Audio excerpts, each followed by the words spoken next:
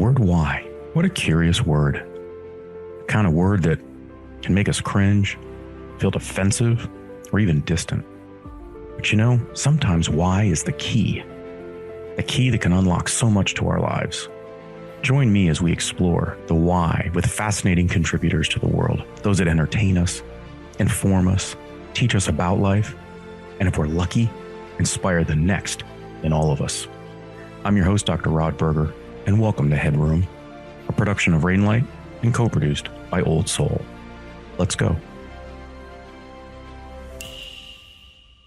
If you followed any of my work over the years, you will recognize this next guest as someone that I'm a big fan of and have spent time. I actually met Conrad Wolfram years ago in London.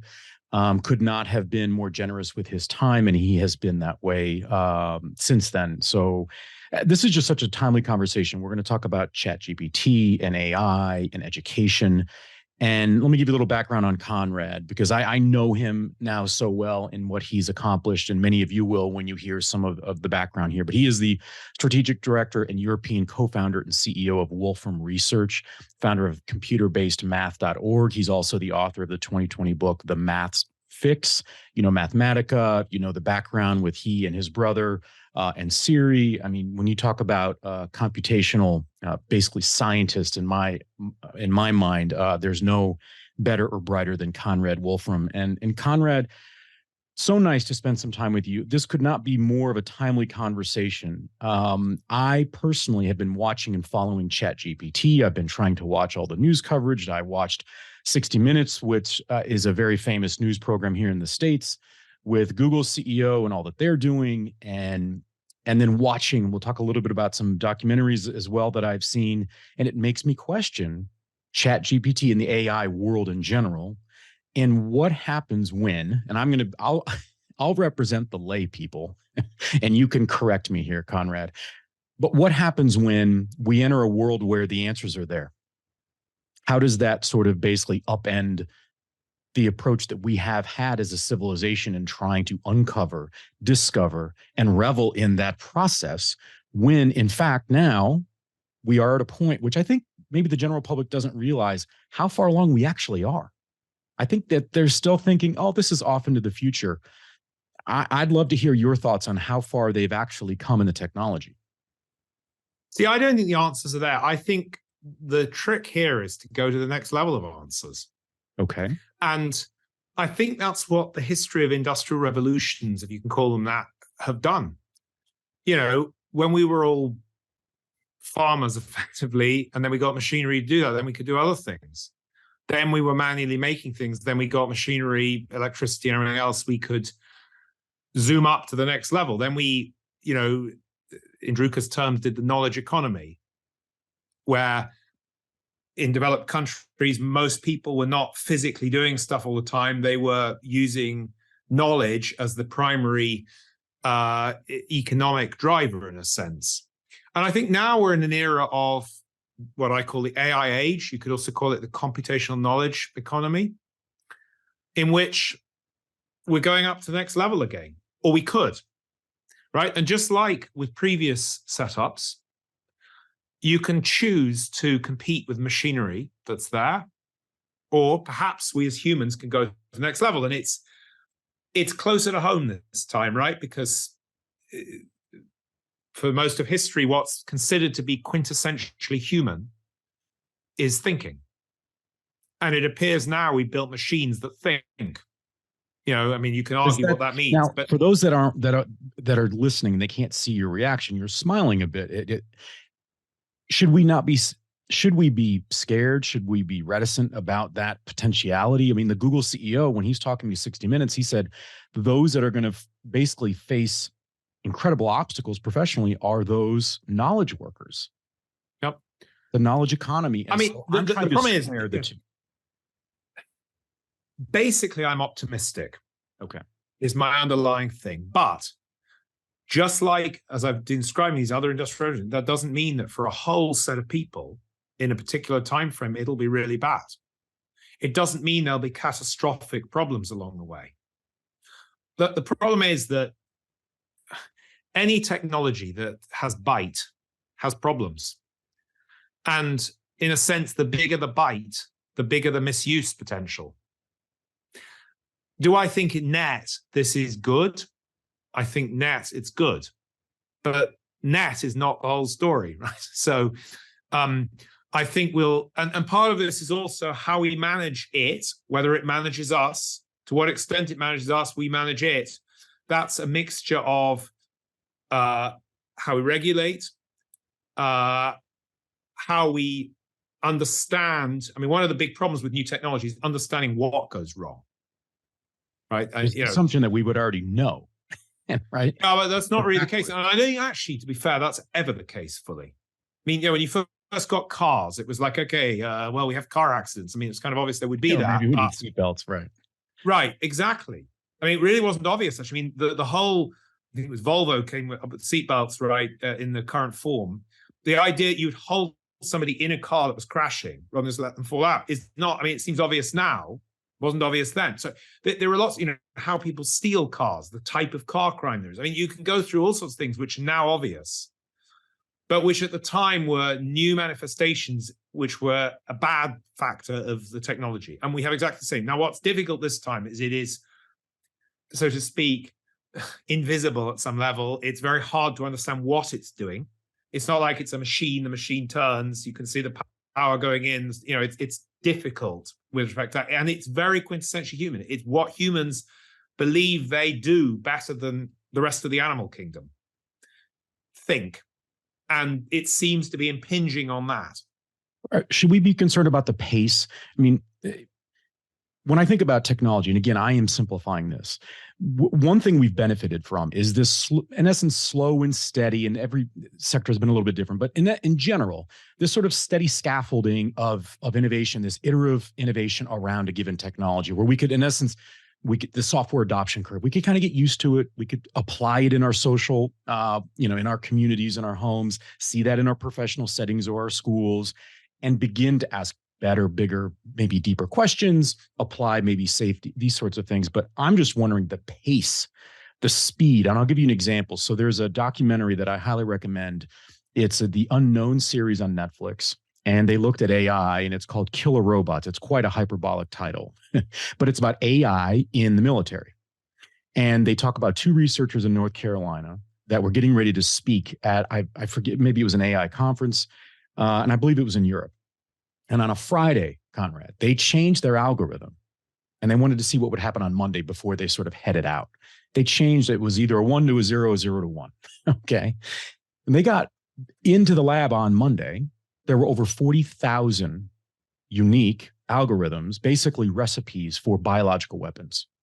They never intended that. But that's what we can clarify what it is, but AI did. And that kind of speed and pace, I'm just wondering, are we built? You made a comment earlier that I'm going to go back and listen to, because it talked about we're coming closer to ourselves, which is just such a powerful, that should be maybe your next book, Conrad. So, what a powerful thought to kind of sit with. But if that is the case, can we keep up with? You're right, because to your point, how are we going to know what questions to ask, what safety or regulations to put in if it's developing that quickly? I mean, I think, the pace is a problem. I think, honestly, again, we're back to a trajectory over time. If you look back through history, I mean, it's a bit nonlinear, right? Because, the pace of innovation at certain points in history has been quite high in a certain place, right? But overall, for many generations, things often didn't change very much. And I think the pace has been accelerating for the last 100 years in different ways. Right now, it's accelerating even more. And the rate of change is high, and that's hard. That's hard. And part of the answer, I think, is educate people. Part of the disaster of our current mainstream education around the world is it's not changing very quickly. The core subjects into which people are educated, have a sort of 10-year cycle of curriculum change. Well, to your point, ain't going to make it. Ain't going to. Very American of you, Conrad. Yeah, it's not. So, okay, I'm so glad you pivoted into the education space. So, question for you.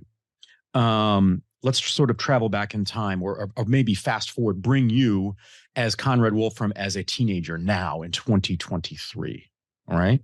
I'm curious because obviously by nature as a science, you're very curious, right? You've got to be curious to be in your profession. How would a Conrad in high school or university now be influenced by ChatGPT or AI just sort of writ large in the subsequent career paths that you would consider? Because I think fundamentally it would, the branch, the offshoot branch might go in a different direction than what it did and where we stand today with someone with your background and your industry in general. Yeah, I mean, my initial reaction is to go other way around. I mean, it's like, do you plan your career based on the calculation of what you think is going to work well? Or do you base it on what you think you're interested in and good at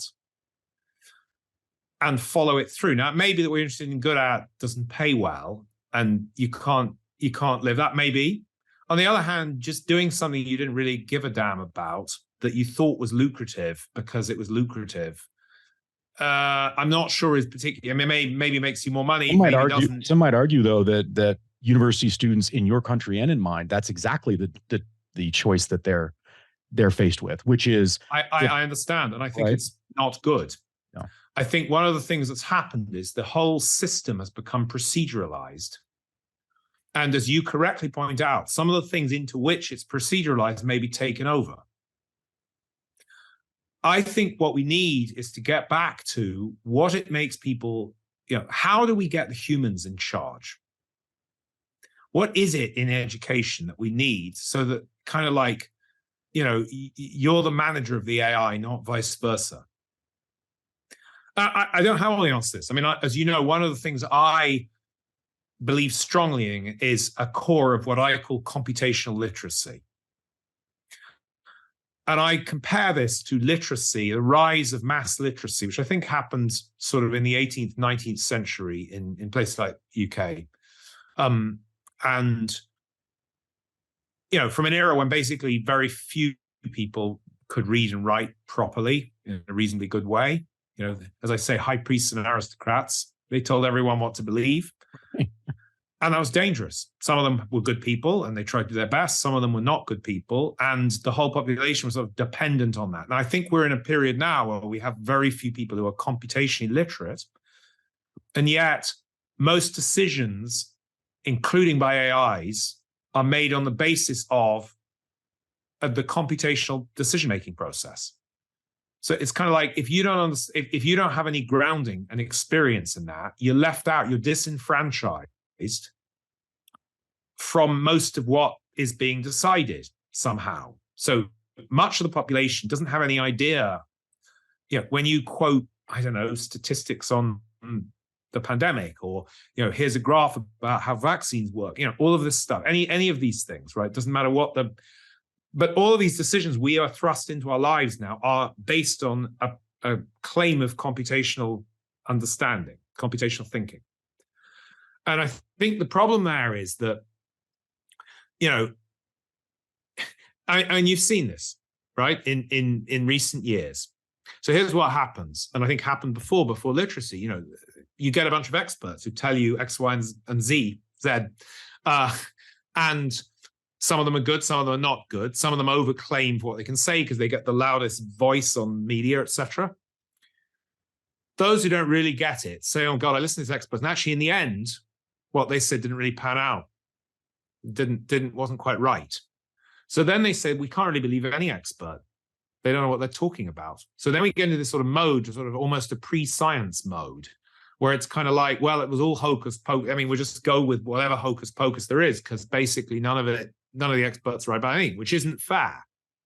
And there's significant implications, Conrad. I mean, we're talking about, I think, really the shaking of the global economy, the ground beneath the global economy. I mean, China has come out saying they've got so many graduates and not enough jobs. And yet we're also talking about a knowledge economy and knowledge workers that will be potentially out of work. That to me then flips the whole thing on its head. And it's, to your point, can we ever get in front of the AI and manage the AI? And I I want to be optimistic, but I struggle to think, to your point, because really when you're what you were just referencing, to me, it's almost as if it's like if you go out and you're gonna sun, right? You want to get some sun or whatever, you don't want that to penetrate so deeply into your skin, right? You put sunblock on.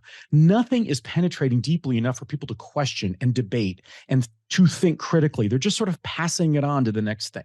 We have like too much sunscreen on our species. And so we don't want to take in information and say, I don't know if I believe Conrad Wolfram or Rod Berger, but I've got some other thoughts. I'm going to apply that to the context with which I live in the environment that I occupy. And that feels incredibly dangerous, especially when we apply that to education. Because to your point, we're on this 10-year cycle. Well, we're already out of luck. I mean, when I think about business students, and then I hear Google and all these other CEOs saying, you know what, the financial sector is going to be wiped. You're not going to need humans because we already have all the algorithms. We can figure this out. This is a math problem in very basic terms. What are those young people going to do? Like, I think about my kids. I'm sure that you think about like, what will they do when they think about the profession that they'll pursue, i.e., what would a 15-year-old Conrad Wolfram want to be doing now in 2023 with the skill set that you have? And not that you would plan that far in advance, but I do have a hunch that it would influence the way in which you might attack whatever career you'd like to be a part of. Yeah, I agree. I mean, the problem is, there's a sort of doomsday, the machines take over the world completely and the humans are left out. Lots of things are possible, but I have a feeling that, it depends. We need to somehow keep this thing where we try and make the humans be the end consumer. And in the end, then certain sorts of human things matter. Now, look at the industries that have come up in the last 20 years. Unimaginable in all sorts of ways. What's driven those? Who's been successful in that? A lot of people have been successful in different ways, but I think that, the programmer who dropped out and turned up, starting a big successful Silicon Valley company wouldn't have been who you had predicted before. Now, some people have lost out for sure. I think there's a big middle class that, so to speak, lost out, where there were people who were doing things that frankly have been proceduralized into what computers already do and have done for 20 years. And I think we'll see the same sort of potential hollowing out. What we can't do is just teach people they've got to be able to deploy a hybrid existence with AIs. They've got to understand, just like if you want to manage a company, you're managing other people. In the future, you're going to manage people and you're going to manage AIs. Or they might manage you. How do you do that? Just like, how are some people better managers than other people? This episode is brought to you by the Happily Company. Their monthly date night subscription box, DateBox, has been used by thousands of couples to keep their relationships healthy and interesting month after month. Use code HeadRoom50 for 50% off your first date box. Some people that's an example. An extension of that, Conrad, would be that like our kids, when they're older, are going to be working with humans, and those that are not human will be their colleagues. Yeah, absolutely. And part of that is understanding how they tick, just like people of different cultures have different ways to function sometimes. Part of it is understanding what you ask. As somebody who's a CEO, I don't know everything people in my company do. They're much more expert in some places than I am. But you get a sort of list in your head of, how do I question this? How do I get a feeling? How do I drive this forward? Same thing with AIs. In fact, one of the interesting things, slightly off to the side here, but it's related, we've been experimenting a bit with tutoring, but because there are two parts to the whole education thing. One is what everybody discusses, which is personalized tutoring. How do we improve, can AIs help with pedagogy? I think they can, by the way. I think there's a huge amount that can be done to improve pedagogy. And again, I think it's a mixture with human teachers. Slightly different role for teachers, but I think teachers are there, but different in many cases. And then there's the subject matter. Don't leave out the subject matter. The world has changed because we now as humans need to do different things. Don't go do the same thing. Don't replicate the machine as a third-rate machine, right? So that needs to change, and that's what's not changing, the curriculum. But But we've been doing some experiments, simple with Wolfram attached to ChatGPT to see how tutoring might work. And it's quite interesting. I mean, I think there's a lot that can be done in guiding the student at different levels to understand how things might work. And actually, it's quite similar to, one of the things we discovered with the computer-based maths effectively is a new subject. It's not like math. And so if we've been trying to get human teachers to deliver that, what you tell a human teacher, they never studied this subject. So actually, this structure we've been making to present a curriculum in a way that could be taught for a brand new subject isn't very different to what you might present an LLM tutor, right? It's the same sort of thing as what I hear. So there are lots of interesting things you can do, I think, to improve it, but you got to remember the subject. And I think that no doubt some people will be left behind, I'm afraid. There is a possibility of equalizing more. I think the idea of getting high quality education across more people is a distinct, I'm not saying it'll necessarily happen, but I think there's a distinct possibility of that because it's cheap. Because if you can have computers do some of it, AIs do some of it, that'll help. Do you think that, you mentioned something earlier, but we're talking about this, in essence, having to understand the personality, and we use that in quotes, of the AI or the chat GPT or what a colleague might be if it's not human. Is that part of the answer, which is to say that going back to ourselves, to your earlier point, that maybe one of the key pieces of the next iteration of us is our ability to ask really good questions? Because if I'm going to work with something or someone that is not human, I'm going to have to refine and become, I would imagine, very adept at, and I don't think people are terribly good at asking questions. Because asking, no, you need a lot of experience. You have to think critically to be able to ask a question. Absolutely. Of substance. And maybe that is a side benefit to this, is that when you're walking into ChatGPT or you're typing, you're trying to engage with it, you are forced to some degree to be able to ask really good questions and or to go down a path based on a very solid question. Part of what we've been professing with computational literacy is that, in a sense, the process that you follow is a 4-step process, more or less. It's you define the question that you're really trying to ask. You abstract it to this fantastic language that allows you to, put so many apparently disparate questions into a standardized language, normally code these days, which allows you then to run hundreds of years of experience on how to turn the question to the answer through this computation process. And then step 4 is you say, right, I got the answer, X equals 3, or much more complicated than that. And can I interpret that? But that's a critical interpretation. Did that make sense? Did it actually answer the question I meant to answer? Or did I answer a different question? Did I define the question properly? Did I do the wrong thing in this whole process? Did I make a mistake? So the two ends, step 1 and 4, are absolutely critical and are basically people are not learning those in mainstream education. They become much more critical the more complex the automated calculation abstraction become.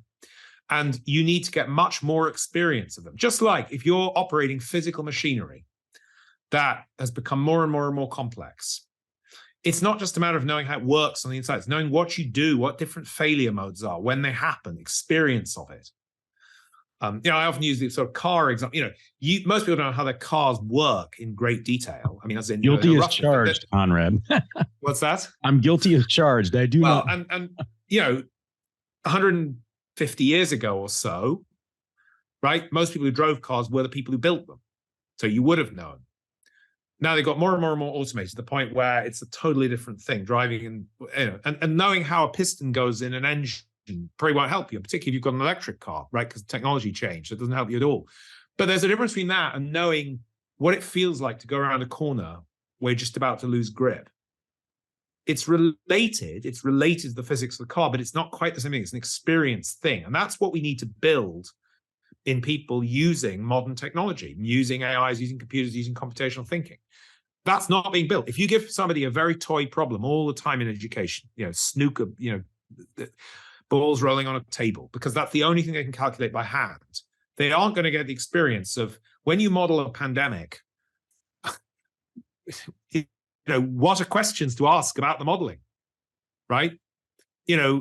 what are things you should critically, as a member of the public, ask about what the expert just told me? That's interesting. They said we can tell you how many deaths are going to be in this scenario. Really?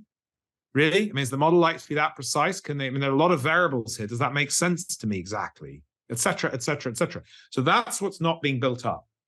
And you only get that by having computers fully deployed, by getting questions that are hard, by getting mass in there that you have in real life, not by trying to filter that all out to make it, quotes, easier for education.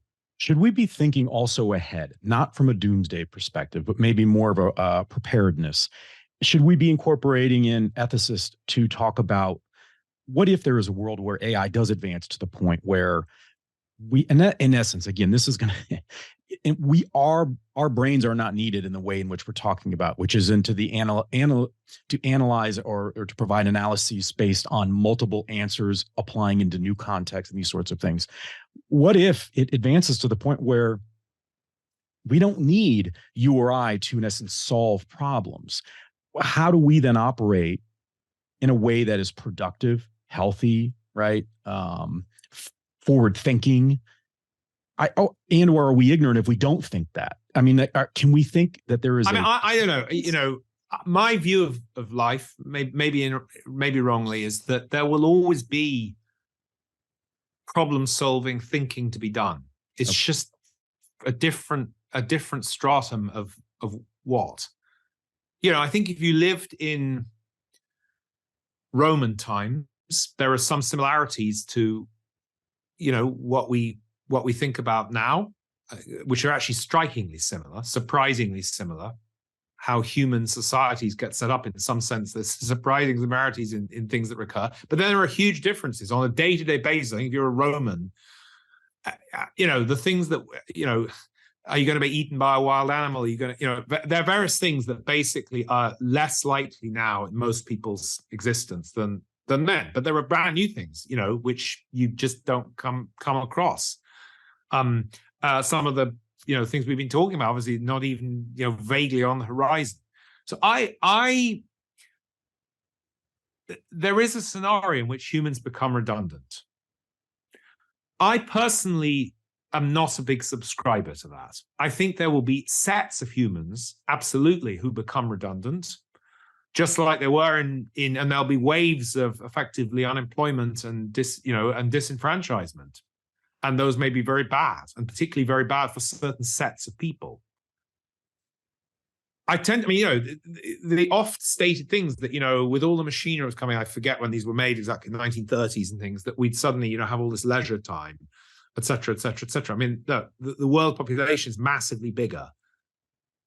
I would say that most people don't have more leisure time than they had in the past, right? I think most people have far less leisure time in some ways. We're much richer in developed countries, got a much, I mean, it depends how you measure standard of living, but in some ways we've got a fantastically better standard of living. But that particular thing hasn't come to pass because we've pushed the boundaries so much more. We expect so much more. We communicate so much faster. We expect the pace of life to be greater. You know, we expect to have more fulfillment in many ways. We expect to travel. All these things have come. And I think there'll be many, many more things. We'll expect to have AI experiences of everything else. Well, you know, there'll be all sorts of things that come that we haven't even imagined yet. And I think that will mean that there's more thinking, more employment, but it won't happen in a linear way. We're talking with Conrad Wolfram. You can learn more about Conrad at conradwolfram.com. Check out his book, The Math's Fix. Conrad, you wrote on your website a few months ago, and I want to quote from here. It was about AI and change in education. You have very strong opinions, which I so appreciate. I think we're so nervous about sort of strong opinions in education as if the industry can't take it. That's my own little soapbox there. But you have in this post, you talk about transmitting subject change to education. Here's what you said. Education's record in echoing real-world subject transformation is diabolical. The ecosystem is stuck, held in place by the linchpin that is assessment. With maths and computation decades on, it's pretty obvious what's happened in the real world and how divergent maths and education is from this, and yet the subject remains tethered in the 19th century. Strong statement for sure, but I think an incredibly important position that you take. And I'm wondering how this does impact assessment because, and again, not from someone that works in education or has, but from, let's say, a parent in middle America or in the middle of England, when they think about assessment in math, it's that you're going to assess my child on their ability to, in essence, put two elements together to find an answer, kind of a thing, right? We've got variables. We're going to figure that out, and we're going to find an answer, and it's going to be based on these answers. If my child can come up with the right answers, the assessment is going to reflect a positive score in their capabilities. Just very basic. You're sort of at the picnic at the local park. Well, in a world now where we have a very powerful tool, again, in ChatGPT and AI writ large, does that not change the way in which we will have to think about assessing whether a young person is progressing? I think everything is wrong with mainstream assessment. And the absolute center of this is math. And the reason the center of this is math is because math is thought to be extremely important, probably the most important mainstream subject, the most quantitatively accessible because it seems like it's either right or wrong. And the one that everybody pretty much it's insisted, takes at some level. Right, to get into anywhere. I mean, I remind people of the fact that in the 1950s in Britain, if you wanted to get into a top university, you had to take Latin. I mean, what the relationship between learning the pluperfect of, ammo, which is a verb in Latin, the pluperfect subjunctive or something of ammo, and reciting that, and, how you use that, and, doing physics at Oxford was, I'm not quite sure. I mean, there was some correlation. So I think we're pretty much at that for some of the math. Now, the math is wrong so just to take that subject, why is it wrong? It's wrong because what we're assessing is hand calculating, which is absolutely at the center of not only what ChatGPT can do, but what computers have been able to do fantastically better than humans for decades. Right? So don't assess that as the main thing. What you want are these other steps of the process that are critical on much harder problems. The answer isn't right or wrong. If I ask you, here are two versions of a website. Which one is doing better? Right, that's a math question. Right, I don't see that in math. It's not easily accessible, right? You can't say, well, because there are arguments about what that means. What's better? Well, it depends what you're trying to do with the website. It depends what you consider better is, and there are all sorts of things you could ask, right? So we need to have open-ended questions, and we need to assess them flexibly, which in fact is what happened years and years ago, until it all got turned into this procedural stuff where everybody could challenge everything and you had to have a number, the power of the number to tell you how people had done, a simplistic number. So all of that needs to be unwound somehow. Now, in the end, we're assessing the wrong thing in something like math. I think in some of the other subjects, it's not as wrong, but we don't know. We don't know how the history essay is going to change with ChatGPT. So one of the points I made in another blog post is, with math, it's incredibly obvious that the subjects in the real world and the subject in education has diverged for a couple of decades. In history, let's say, it's not so obvious yet what the effect of something like ChatGPT is going to be. Will essays still be a way to communicate history? Or will they change? Will the discourse change? Because now you don't need that discourse. Essays were a structure that we used when humans were writing and humans were reading. We don't need all that in the same way. It'll change. So we don't know the answer to that question yet. We can't know yet. That'll evolve. So we don't know what we're educating towards exactly. What we do know is that we need to have more open-ended questions, what happens in the real world, and we have more ability to assess those open-ended questions with ChatGPT en masse. So there's no reason to stratify everything into multiple choice questions or things that have a very simple yes or no answer. So you can combine that with math as well. You can ask these open-ended questions and you can potentially get them assessed in the future with LLMs and other technology like our Wolfram Alpha. And I think you'll have a good shot at doing it en masse, but in a much more sophisticated way. So I think that allows us to change the model of assessment. Assessment is the linchpin, as I said. And if you can adjust that linchpin to something that assesses what I would consider a much better set of subjects and capabilities and outcomes, I think that will push what people are trying to learn. And that may change in all sorts of ways. It may change that, you don't sit in an exam room for 2 hours to take your assessment at the end of, 3 years of study. You get it assessed all the way through in some way that people have some confidence in, et cetera, et cetera. So there are lots of degrees of freedom this new technology brings in. Let's put a wrapper on this discussion and go to what even outside of assessment, maybe even a level below the importance of assessment, to get your thoughts on, which is to say teacher preparation, teacher education, colleges of education. I feel like it with the parent hat on that colleges of education need to be at the forefront of everything that we've been talking about, because if we don't have a workforce from the educator's perspective that can ask these big questions, they are right there in real time, probably spotting things that you or I wouldn't, because we're not in the classroom to be able to understand the influence, the impact of AI in different forms and fashions. That if we don't support that next generation and current generation of educator, we're going to continue to be lapped by the technology in a way that has very significant impacts to our economy and our workforce. And really, I also think the mental health of young people. Right? I don't want to sit there and think to myself, if I'm a young person or I'm just now entering university, that I'd love to really think hard about where I want to work and what I want to do. But if that industry may be compromised by at some level, some degree, by this very accelerated technology, I feel like I'm going to have to go back to square one. And again, not to be doomsday, but I do think that the mental health element is reality. And one place to have active, I think, productive conversations is with the educators, and educator to educator, department to department. Yeah, I mean, I would go back a step. I would say we need to get our outcomes straight. What is it that we think we're trying to achieve from, math or history or education in general? And have we got that straight? At the moment, they're listed out sort of in the, section 1. I mean, depends where you are, which curriculum, etc. Section 1.3, the student shall know how to, do the following.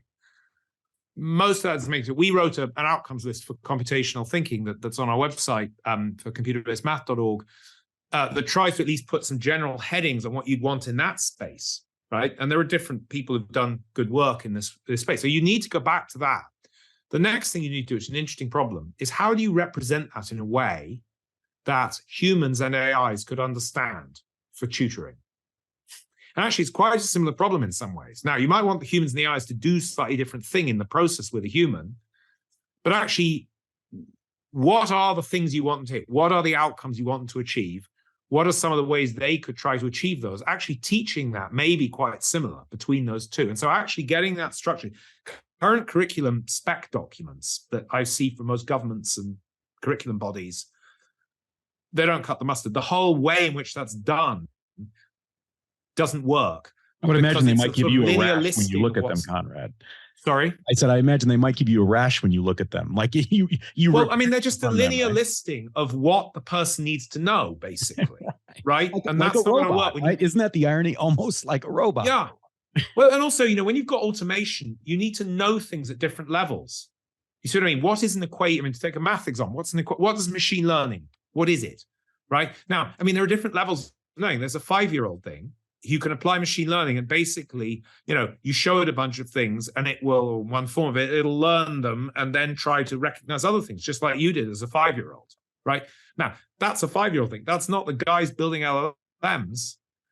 There's a different level, right? So just knowing machine learning doesn't mean anything by itself, but that's sort of the mode. So we've got to represent our curricula much more intelligently to allow us to do sort of outcome building, which allows us then to set things up so humans and AIs can tutor people effectively. And so there's a whole structure. We think we've, by the way, got a rather nice structure for thinking about how to do this. Not full yet, but in that direction. I think that will be critical in allowing us to deploy that to teacher training alongside the LLMs and decide how we implement that. And also, what is it we're trying to find out, assess at the end? How are we looking at those things and helping the student move in the right direction so they get what to do and, they have experience? Conrad, I want to make sure that people can, in essence, hopefully mind share with you, or at least ride parallel, even from their home computers, and follow resources and or personalities, books, websites that you think are doing a really good job of at least asking good questions in this arena outside of, and I do encourage people to check out ConradWolfram.com. The Maths Fix is an excellent book. It will make you think, as it should, in that manner, about our education and the way in which we're thinking about an incredibly important, if not the most important subject academically. Where do you go? What are some resources or recommendations you might have for people that are interested? Yeah, I'm not good on this actually, because I usually, I go to, but look, I mean, we've tried to put together a set of things.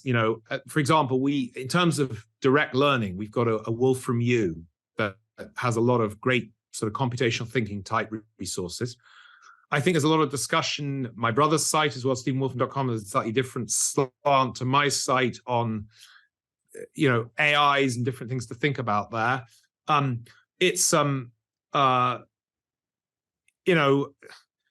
There are lots of different angles in from this, so to speak. So I mean, those are the ones I know well, unfortunately, but and it's a busy time, so it's quite hard to absorb everybody's different angles. I'm sure there's some fantastic angles out there.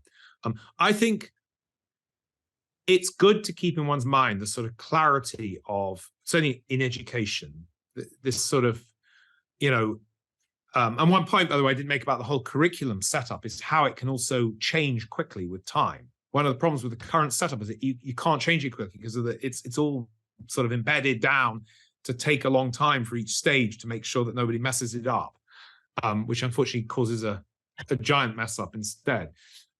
So I just encourage people to keep very focused on, what is it that we need to learn? How are we best going to deliver that and assess that with the modern tool sets we've got? How do we have the broadest? I mean, as I say to people, I'm all for, I think you need to be explicit about what the outcomes are you're trying to do. Don't just say, I'm doing a subject because it's good for you, right? Be explicit, but the explicitness can be much broader than our current range of what we think is important or we claim is important. So don't just say because they passed the math test by adding, doing multiplications well, right? That's too narrow. I want a much wider thing. They could think about these sorts of problems in a constructive way. They could argue this. They could do broader things. So I want to be explicit but much broader in our outcomes and our assessments. And I think that's a better way to drive it than just sort of saying, you should do what's good for people, and you should understand that math is good for you. Well, you always make me think, Conrad. I hope that in my small way, we've been able to provide a little bit of platform in this discussion and provide some substance to it. Right now, there are no answers, but I think the answer really is to be curious, and you do that in spades. And I think you're a fantastic representation of your industry and really just larger global questions that we need so that we can enjoy our time here with all the benefits of the fantastic science that has taken place for generations. I want to encourage people, go to ConradWolfram.com, connect with Conrad, check out his book. And once again, I want to thank Conrad for his time today. I know I am more informed as a result of this discussion. I'm your host, Dr. Rod Berger. Thanks for taking the plunge into HeadRoom, where we uncover the why behind the what and who impacting our lives. HeadRoom is a production of Rainlight and co-produced by our friends at Old Soul. I'm your host, Dr. Rod Berger, and this is HeadRoom.